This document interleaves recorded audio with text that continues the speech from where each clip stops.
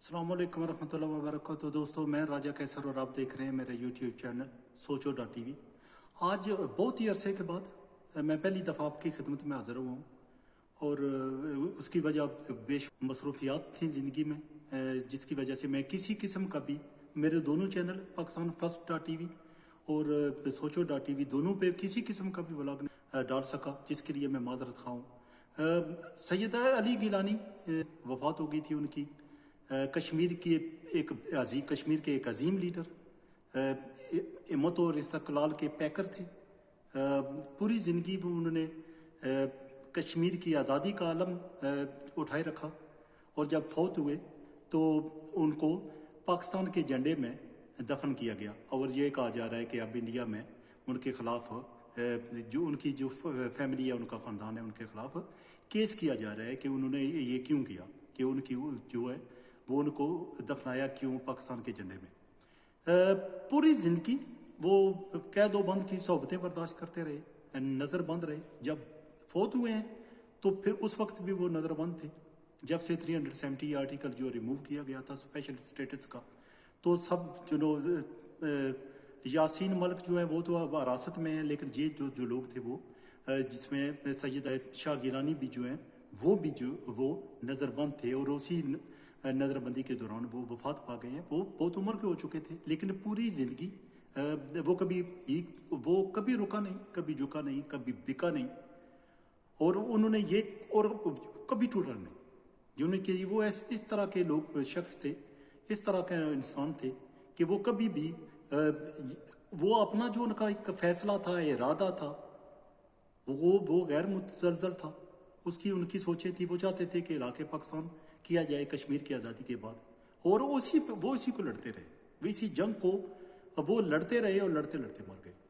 मैं तो सच में कहूँगा कि वो शहीद हो गए। बहुत दुख हुआ। मैं खुद कश्मीरी हूँ।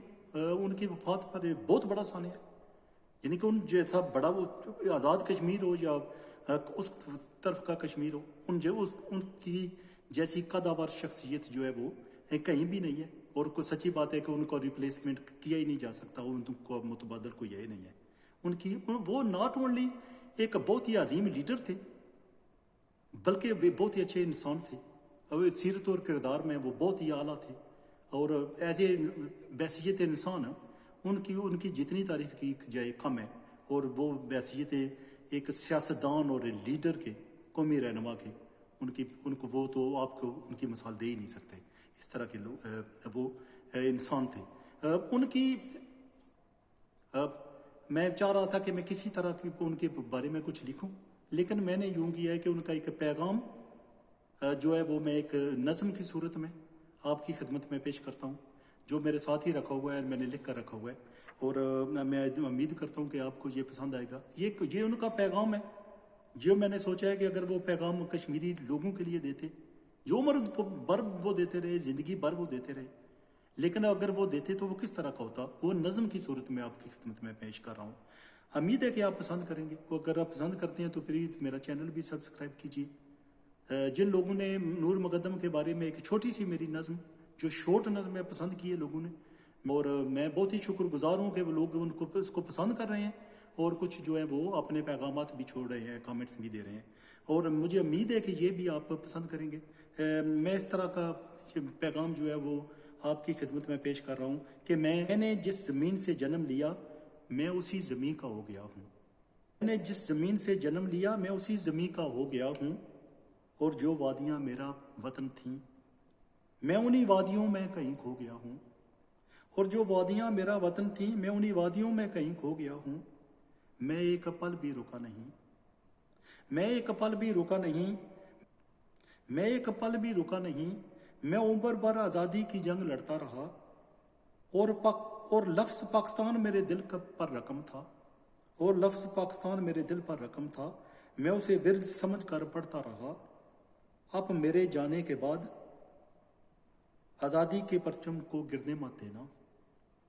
अब मेरे जाने के बाद आज़ादी के परचम को गिरने मत देना। अपने इताद और यकीन को बिखरने मत देना। अब मेरे जाने के बाद आज़ादी के परचम को गिरने मत देना।